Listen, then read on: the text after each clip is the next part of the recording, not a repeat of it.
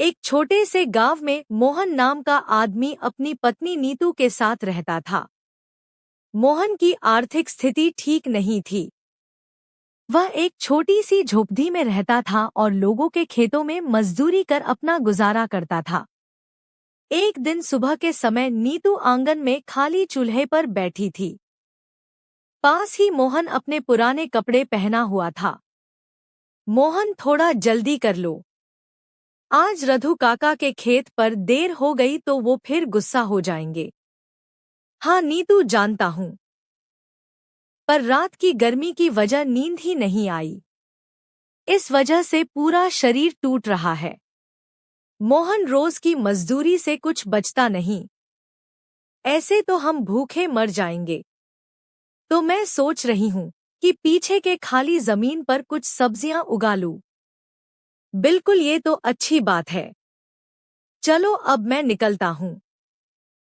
और सुनो, अगर समय मिला तो बाजार से थोड़ा नमक और मिर्च ले आऊंगा। हाँ ले आना, वरना दाल पानी जैसी लगती है। मोहन अपना फावड़ा उठाता है और बाहर निकल जाता है। मोहन खेत में पसीना बहाते हुए काम कर रहा था। तभी पास में रघु काका आते हैं। मोहन, जरा तेजी से काम करो, दोपहर से पहले यह पट्टी तैयार होनी चाहिए। जी काका, पूरी कोशिश कर रहा हूँ, बस जरा थकान हो रही है। थकान एक मजदूर के अंदर नहीं होती मोहन, जब पेट भर खाना मिलेगा तभी चैन आएगा। काम पूरा करो, फिर कुछ पैसे दूंगा। पैसे नहीं, अगर हो सके तो थोड़ा गेहूं ही दे देना, घर में आटा भी नहीं बचा। यदु काका थोड़ी देर उसे देखते हैं, फिर सिर हिलाते हुए आगे बढ़ जाते हैं। दोपहर का समय मोहन थका हुआ बैठा था। पास में और दो मजदूर पानी पी रहे थे। मोहन के पास एक फटी थैली थी जिसमें सिर्फ एक बांसी रोटी थी। वह उसे निकालता है और खाने लगता है। मोहन भाई, आज फिर बासी रोटी खा रहे हो? भाई, जब तक किस्मत साथ नहीं होती तब तक रोटी बासी ही होगी। यह सुन दोनों मजदूर भावुक हो जाते हैं, लेकिन उनकी आंखों में मोहन की मेहनत के प्रति सम्मान झलकता है। शाम का समय नीतू मिट्टी का दिया जला रही थी। मोहन थका हारा घर लौटता है। उसके हाथ में एक कपड़ा बंधा था जिसमें थोड़ा आटा था। मोहन, क्या लाए? रघु काका ने कहा, पैसे नहीं है, पर मेहनत देखकर थोड़ा गेहूं का आटा दे दिया। भगवान उन्हें सुखी रखे, अब 2 दिन चैन से खाना खा सकेंगे। लेकिन मोहन, हम ऐसे कब तक यह जिल्लत भरी जिंदगी जिएंगे? मुझे तो ऐसी जिंदगी से मर जाना बेहतर लग रहा है। तुम्हारा कहना ठीक है नीतू, लेकिन तुम चिंता मत करो। मैं कल से कोई लगा बंधा काम ढूंढ लूंगा जिससे मुझे रोज मजदूरी ढूंढने के लिए ना जाना पड़े। इसके बाद दोनों खाना खाकर सो जाते हैं। सुबह चल रहा था। वो अलग अलग जगह पर जाकर काम मांगता है। रमेश भैया, अगर कोई छोटा मोटा काम हो तो बता दीजिए, मैं भी थोड़े हाथ पैर चला लूंगा। मोहन, अभी तो दुकान में लड़का रखा है और ज्यादा भीड़ नहीं है, जब जरूरत होगी तब बताऊंगा। मोहन थोड़ा उदास होकर आगे बढ़ता है। दोपहर में एक मिठाई की दुकान के पास रुकता है, जहां कुछ लोग बैठे थे। चाचा, कोई काम मिल सकता है क्या? मैं आपके बर्तन मांज दूंगा और साफ सफाई भी कर दूंगा। अरे मोहन, तू अब यह काम करेगा? चल भाई, आगे बढ़, यहाँ हमारे लड़के ही बहुत हैं। मोहन की आंखों में निराशा साफ झलक रही थी। मोहन थका हारा और निराश होकर घर की ओर लौट रहा था। उसी समय सामने से गांव के सरपंच जी बैलगाड़ी से उतरते हैं। वे मोहन को अच्छे से पहचानते थे। अरे मोहन बेटा, क्या बात है? बड़ा परेशान दिख रहा है। नमस्ते सरपंच जी। हाँ, बस काम की तलाश में निकला था, लेकिन कहीं कोई काम नहीं मिला। तू मेहनती लड़का है मोहन, मैं जानता हूँ तू खेतों में दिन रात पसीना बहाता है। ऐसा कर मेरी आटा मिल में थोड़ा काम खाली है। मजदूरी ज्यादा तो नहीं मिलेगी लेकिन रोज का काम पक्का रहेगा। सरपंच जी सच कह रहे हैं आप? हाँ रे। गांव का मेहनती आदमी भूखा नहीं रहेगा जब तक मैं जिंदा हूँ। कल सुबह आ जाना, काम दिखा दूंगा। आपका बहुत बहुत धन्यवाद। कुछ खटिया, कुछ बेंच पट्टी थी। दूर से दाल, रोटी और घी की महक आ रही थी। मोहन वहां पहुंचता है। आओ मोहन भाई, पहली बार दिखे हो अपने ढाबे पर। क्या खिलाऊं? आज जरा भूख तेज लगी है। संतोष, एक प्लेट दाल चावल दे दो। वाह, अब तो मोहन भाई कमाने लगे हैं। हाँ, सरपंच जी की मील में काम मिल गया है। मोहन हंसता है और संतोष प्लेट में गर्मागर्म दाल चावल परोसता है। कितना अच्छा लगता है जब अपनी मेहनत से कमाए पैसों से पेट भरता है। मोहन ने दाल चावल खा लिया था। फिर जेब से अपने सिक्के निकालता है और काउंटर की तरफ जाता है। वहां ढाबे का नौकर संतोष बैठा था। भैया, खाना बहुत अच्छा था। बताओ कितने पैसे हुए? आपने एक बड़ प्लेट दाल चावल खाया है। इसके हुए 500। 500 भैया, दाल चावल के 500 रुपए। हाँ, और क्या मुफ्त में परोसा था? यहाँ कोई लंगर नहीं चलता। भैया, मेरे पास तो सिर्फ 20 रुपए हैं। मुझे नहीं पता था कि यहाँ का खाना इतना महंगा होगा। अब बहाने मत बना। खाना खा लिया और अब पैसे नहीं दे रहा। अभी मालिक को बुलाता हूँ। सोनू भैया, जल्दी यहाँ आइए। एक मुफ्तखोर ढाबे पर आया है। कुछ देर बाद सोनू गुस्से में आता है। मोहन सिर झुकाए वहां खड़ा था। क्या हुआ रे संतोष? मालिक, इसने खाना खा लिया और अब कह रहा है कि पैसे नहीं है। 500 रुपए के खाने के सिर्फ 20 रुपए दिखा रहा है। अरे तू वही मोहन है ना, मील वाला? हाँ भैया। भूख बहुत लग रही थी। सोचा कि दोपहर का कुछ खा लूं। मुझे सच में नहीं पता था कि खाना इतना महंगा पड़ेगा। तो पहले पूछ क्यों नहीं लिया तूने? क्या समझ रखा है मुफ्त में खिला देंगे? ऐसा कुछ नहीं सोचा भैया। बस गलती हो गई। गलती, और वो भी 500 रुपए की। अरे भिखारी, जैसे कपड़े पहनकर ढाबे में खाने चला आता है। तेरे जैसे लोगों के कारण ही मेरे ढाबे का नाम खराब होता है। मोहन थोड़ा डर जाता है। वह विनम्रता के साथ कहता है, भैया अपमान मत कीजिए। मैं मजदूरी करता हूँ, मेहनत से कमाता हूँ। मैंने उधार नहीं मांगा। बस थोड़ी सी चूक हो गई। तो क्या अब हर चुका हुआ ग्राहक यहीं आएगा? चल निकल यहाँ से, और जो पैसे हैं वही फेंक दे टेबल पर। मोहन आंखें झुकाकर धीरे से अपने 20 रुपए निकालता है और मेज पर रख देता है। सोनू अब भी गुस्से में मोहन को ताने मार रहा था। तभी वहां एक बाइक रुकती है। उस पर से उतरता है विक्रम, सोनू का अहंकारी और अमीर दोस्त। सोनू, क्या हो रहा है यहाँ? क्यों इतना शोर मचा रखा है? अरे विक्रम भाई, देखो ना, यह भिखारी टाइप आदमी खाना खा गया और कहता है पैसे नहीं है। विक्रम मोहन को ऊपर से नीचे तक देखता है। ओह, तो अब ऐसे लोग भी ढाबे में आकर पेट भरते हैं। हाँ, इसने पूछे बिना ही ऑर्डर कर दिया और अब कहता है मेरे पास पैसे नहीं है। सोनू, ऐसे लोगों को सबक सिखाना जरूरी है। नहीं तो यह रोज आएंगे, खाना खाएंगे और बहाने बनाएंगे। वो आगे बढ़ता है और मोहन को धक्का देता है। क्यों बे, बहुत भूख लगी थी। अब भुगत। सोनू, विक्रम और उसके दोस्त मिलकर मोहन को पीटना शुरू कर देते हैं। मोहन कुछ कह भी नहीं पाता, बस खुद को बचाने की कोशिश करता है। ढाबे के आसपास बैठे लोग तमाशा देखते हैं, पर कोई बीच में नहीं आता।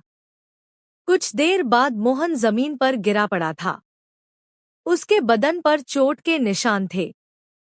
सोनू पास आकर फिर बोलता है, शुक्र मना कि मैंने तुझसे बर्तन नहीं मंजवा रहा हूँ, क्योंकि तुझसे बर्तन मंजवाऊंगा तो मेरी दुकान की इज्जत भी चली जाएगी। चल भाग यहाँ से और आइंदा कहीं दिख मत जाना, वरना कचरे में फेंक देंगे। मोहन की आंखों में आंसू थे। वह कुछ नहीं बोलता, बस धीरे धीरे वहां से निकल आता है। उसके कपड़े मिट्टी से सने हुए थे और चेहरा सूझा हुआ था। शाम का समय मोहन रोता हुआ घर आता है। नीतू दरवाजे पर खड़ी थी। जैसे ही मोहन को देखती है, दौड़कर उसके पास आती है। मोहन, ये क्या हुआ? कौन था यह दरिंदा? सोनू और उसका दोस्त विक्रम सिर्फ इसीलिए मारा क्योंकि मेरे पास पूरे पैसे नहीं थे।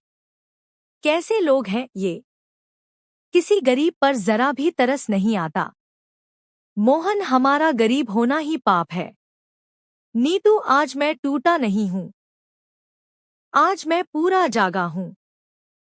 अब इस अपमान को अपनी ताकत बनाऊंगा। मोहन, अब चुप बैठने का समय नहीं है। हमें सरपंच जी से शिकायत करनी चाहिए। यह जो हुआ है वो सिर्फ हमारे साथ नहीं, किसी भी गरीब के साथ हो सकता है। नीतू, सरपंच जी तो बड़े आदमी हैं। क्या वो हमारी बात सुनेंगे? अगर नहीं सुनी तो हम गांव में आवाज उठाएंगे। पर कोशिश तो करनी ही होगी। अगली सुबह सरपंच जी अपने चबूतरे पर बैठे हुए हैं। चारों ओर गांव के कुछ लोग बैठे हैं। मोहन और नीतू वहां पहुंचते हैं। सरपंच जी, नीतू के साथ जो सोनू और उसके लोगों ने किया वो गलत था। एक प्लेट दाल चावल के 500 रुपए मांगना, फिर उसे पीटना, क्या यही न्याय है? नीतू बहू, मैं मानता हूं कि मोहन को मारा गया, पर सोनू का ढाबा भी तो है नामी। वहां अच्छा खाना मिलता है और जब चीज अच्छी हो तो दाम भी थोड़ा ज्यादा होता है। मैंने कभी मुफ्त में खाना नहीं मांगा सरपंच जी। जितना था उतना देने गया था, पर बदले में गालियां और मार मिली। और आप भी सोनू की तरफदारी कर रहे हैं। क्या गरीब की कोई इज्जत नहीं होती इस गांव में? सरपंच थोड़ी देर चुप रहता है, फिर बात को मोड़ने की कोशिश करता है। ऐसी बात नहीं है बहू। मैं सोनू दो को अच्छे से जानता हूँ, लेकिन मैं यह नहीं कहता कि उसने सही किया। तो फिर गलत को गलत क्यों नहीं कहते? ठीक है, मैं इस विषय में सोनू से एक बार बात करूंगा। देखता हूँ क्या किया जा सकता है। बस एक बात जान लीजिए सरपंच जी, अगर हमें न्याय नहीं मिला तो हम आवाज उठाना जानते हैं। सरपंच जी चुप हो जाते हैं। मोहन और नीतू वहां से चले जाते हैं। दोपहर का समय, कमरे में नीतू और मोहन चुपचाप बैठे थे। मोहन की आंखों में गुस्सा और अपमान साफ झलक रहा था। देख लिया मोहन, जब अपना ही सरपंच गरीब की नहीं सुनता तो यह गांव कैसा होगा? अरे, एक तो इतनी मुश्किल से काम मिला, ऊपर से हरामजादों ने मारकर ये हाल कर दिया। नीतू, ये सोनू बहुत पैसे वाला है, उस पर कोई उंगली नहीं उठा सकता। सरपंच भी उसकी तरफदारी करता है, लेकिन अब बहुत हो गया। अब न्याय मैं खुद करूंगा। तो फिर क्या करेंगे हम? इस तरह तो न्याय मिलेगा नहीं।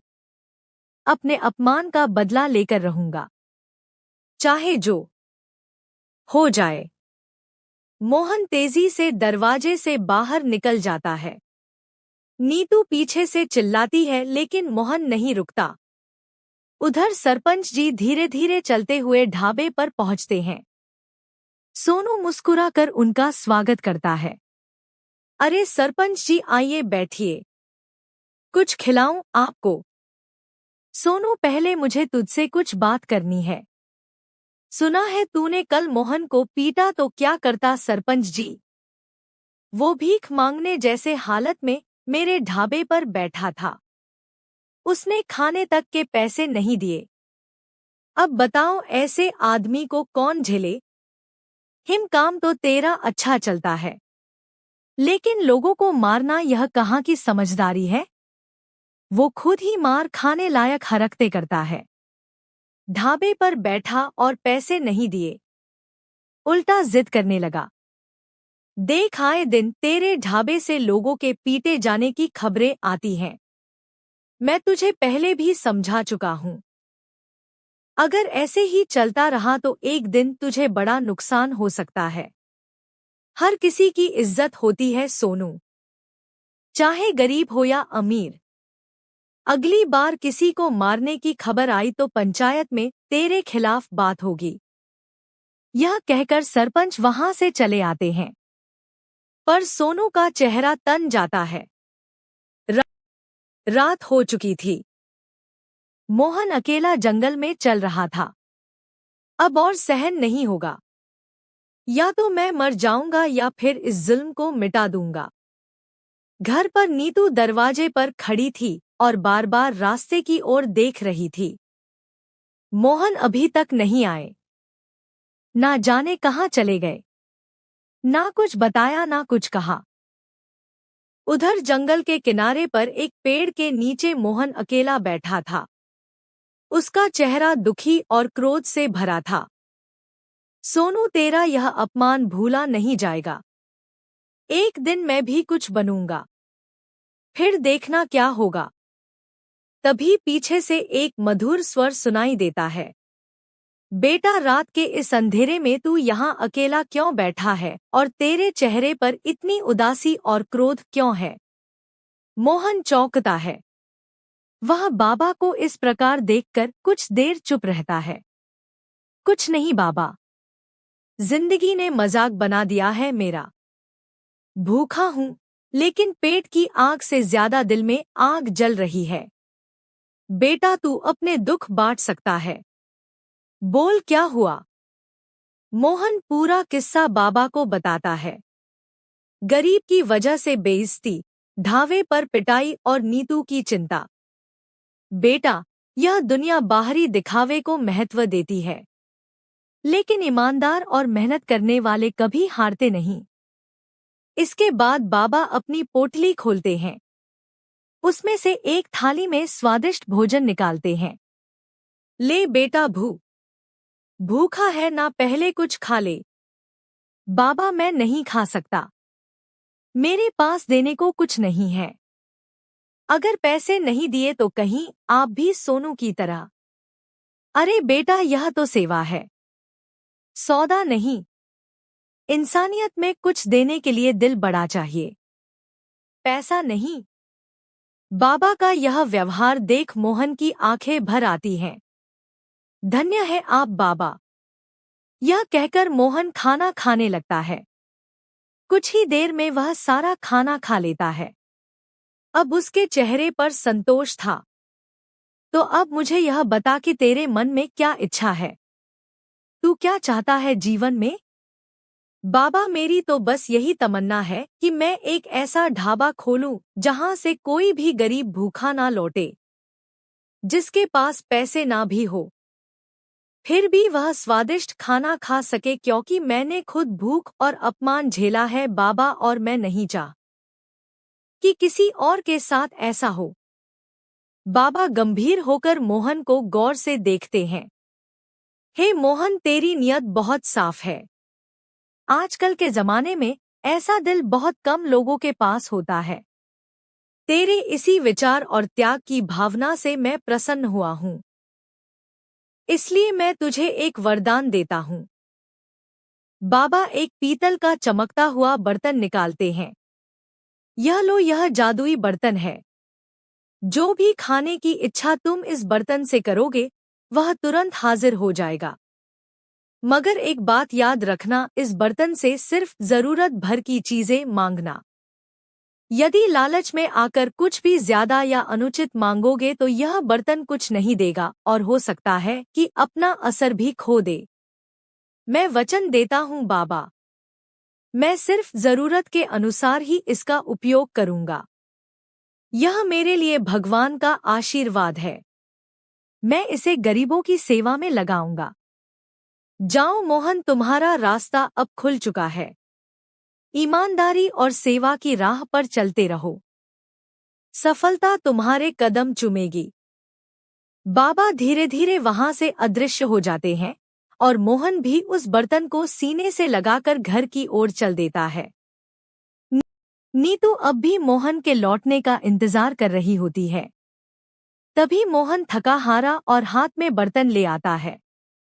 अरे मोहन, कहाँ थे तुम? और यह बर्तन कैसा है? नीतू, बहुत कुछ हुआ है आज रात। मैं तुझे सब बताता हूँ। दोनों घर के भीतर चले जाते हैं। नीतू, आज जंगल में साधु बाबा मिले। उन्होंने मुझे खाना खिलाया और मेरी बातों से खुश होकर यह जादुई बर्तन दिया। जादुई बर्तन? हाँ, इससे जिस भी खाने की इच्छा करेगा वो बनकर आ जाएगा। मगर बाबा ने कहा है सिर्फ जरूरत के अनुसार इस्तेमाल करना, लालच नहीं करना। अरे वाह मोहन, फिर तो चलो देखते हैं कि यह सच में काम करता है या नहीं। ओह जादुई बर्तन, हमें 2 लोगों के लिए स्वादिष्ट खाना दो।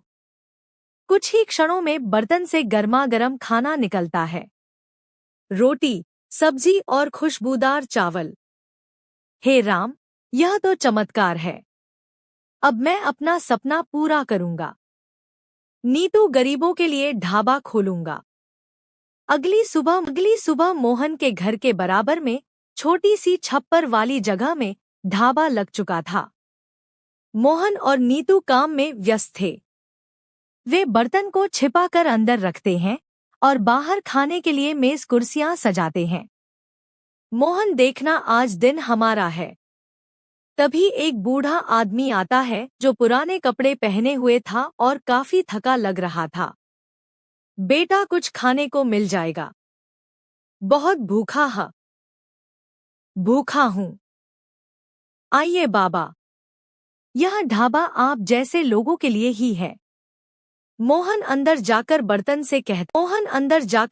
से कहता है, एक गरीब बाबा के लिए गर्म और स्वादिष्ट खाना दो। बर्तन से लाजवाब खाना निकलता है। बूढ़ा खाना खाता है। ऐसा खाना खाकर उसकी आंखों में आंसू आ जाते हैं। बेटा, क्या खाना है? इसकी खुशबू तो रूह तक में उतर गई। आपको अच्छा लगा बाबा? अब बताइए कितने पैसे दूं? क्यों हंस रहा है बेटा? मैं ही पैसे दूंगा ना। बताओ कितना हुआ? सिर्फ 10 रुपए हुए बाबा। क्या? सिर्फ 10 रुपए? इतने कम पैसों में इतना स्वादिष्ट खाना? हाँ बाबा, अब यहाँ कोई भूखा नहीं रहेगा। ना पैसे की टेंशन, ना स्वाद की कमी। बेटा, तेरा ढाबा दिन दुगुनी रात चौगुनी तरक्की करे। मैं और लोगों को भी लाऊंगा यहाँ। बस सबका पेट भरे। यही मेरी कमाई है बाबा। धीरे धीरे मोहन का ढाबा अब पूरे इलाके में प्रसिद्ध हो चुका था। स्वादिष्ट भोजन, सस्ते दाम और नम्रता से भरे व्यवहार ने सभी का दिल जीत लिया था। मोहन भैया, सच कहूं तो आपके ढाबे जैसा स्वाद पूरे शहर में नहीं। धन्यवाद भैया। मेरा उद्देश्य ही यही है कि कोई भूखा ना रहे। शाम का समय मोहन के ढाबे पर बढ़ते ग्राहक देख हेमू चिंता में पड़ गया। यह मोहन का ढाबा हर दिन मेरे ग्राहक छीन रहा है। ऐसा कैसे हो सकता है? जरूर कोई चाल है, कोई रहस्य है इस सब के पीछे। कल ही उसे ढूंढकर बात करनी पड़ेगी। बस अब बहुत हुआ। अगली सुबह सोनू और विक्रम ने योजना बनाई। उन्होंने मोहन को रास्ते में रोका। मोहन, अब बता भी, तू इतनी जल्दी कैसे आगे बढ़ गया? कुछ नहीं, बस ईश्वर की कृपा और मेहनत है। झूठ मत बोल। इतने में सोनू और विक्रम ने मोहन को पीटना शुरू कर दिया। फिर मोहन को मजबूर होकर सब कुछ बताना पड़ा। यह सुन सोनू और विक्रम ने देर नहीं लगाई। वे उसी रात मोहन के घर जा पहुंचे। ओ बर्तन, हमें सोने चांदी दे, बहुत धन चाहिए हमें। बर्तन शांत रहा, जैसे उसने कुछ सुना ही नहीं। शायद ये खाना देने वाला बर्तन है। ओ बर्तन, हमारे लिए स्वादिष्ट खाना बना। लेकिन बर्तन फिर भी शांत रहा। ना कोई आवाज, ना किसी प्रकार का खाना। धोखा दिया इस मोहन ने। इस बर्तन में कुछ नहीं। चलो छोड़ो इसे। यह सब नाटक है। इसके पीछे कोई और ही बात है और हम इसका पता लगाकर ही रहेंगे। सोनू और विक्रम गुस्से से तिल मिलाकर वहां से चले गए। अगले दिन भी मोहन का ढाबा पहले जैसा ही चल रहा था। लोग स्वादिष्ट खाना खा रहे थे और खाने की खुशबू हवा में फैल रही थी। मोहन भैया, आप जैसे लोग समाज की असली संपत्ति हैं। बस आप सबका आशीर्वाद बना रहे, वही काफी है। सोनू और विक्रम गुस्से में इधर-उधर टहल रहे थे क्योंकि उसकी दुकान के काफी ग्राहक कम हो गए थे और उन्हें आर्थिक तंगी भी झेलनी पड़ रही थी। यह मोहन कैसे हर दिन 100-200 ग्राहकों को खिला देता है? कोई तो राज है उसके पास। कल उस बर्तन से पैसे मांगने पर भी कुछ नहीं निकला। मुझे तो लगता है कुछ ना कुछ जादू है उसमें। तो अब क्या करें? अगर उसके ढाबे को बंद नहीं किया तो हम भूखे मर जाएंगे। एक उपाय है। अगर उसके खाने में थोड़ा सा झर मिला दिया जाए तो लोग डर जाएंगे और कोई उसके ढाबे पर नहीं आएगा। क्या सच में? लेकिन पकड़े गए तो? अरे, हम सावधानी से काम करेंगे, कोई नहीं देखेगा। बस एक बार कर दो, फिर मोहन खत्म। मोहन ग्राहकों को खाना खिला रहा था। नीतू कुछ लेने के लिए गई हुई थी। लो भैया, गरम गरम पूरी और सब्जी। और बताओ, कोई कमी हो तो? सोनू और विक्रम ढाबे के पीछे से आते हैं और धीरे से बर्तन के पास पहुंचते हैं। चल जल्दी कर, झर डाल दे। सोनू जेब से शीशी निकालता है। तभी जोर से सीटी बजती है। सरपंच हाथ में लाठी लेकर आता है। पुलिस भी उसके साथ थी। पकड़ लो इन दोनों को। झर मिला रहे थे ये मोहन के खाने में। नहीं सरपंच जी, हमने ऐसा कुछ नहीं किया। हाँ, हमें फंसाया जा रहा है। झूठ मत बोलो, मैंने तुम्हारी बात सुन ली थी। तुम दोनों ने कल रात भी मोहन से मारपीट की थी। शर्म करो, चलो थाने। अब तुम दोनों वहीं की हवा खाओगे। सोनू और विक्रम को हथकड़ी लगाकर ले जाया जाता है। मोहन भावुक होकर सरपंच के पास आता है। सरपंच जी, आपने मेरी जिंदगी बचा ली। अगर वो खाने में झड़ डाल देते तो ना जाने कितने गरीब मारे जाते। मोहन, तेरी नियत साफ थी, इसलिए भगवान ने भी तेरा साथ दिया। अब चल, मुझे भी कुछ स्वादिष्ट सा खाना खिला दे। मोहन हंसते हुए खाना परोसने लगता है। सभी लोग ताली बजाते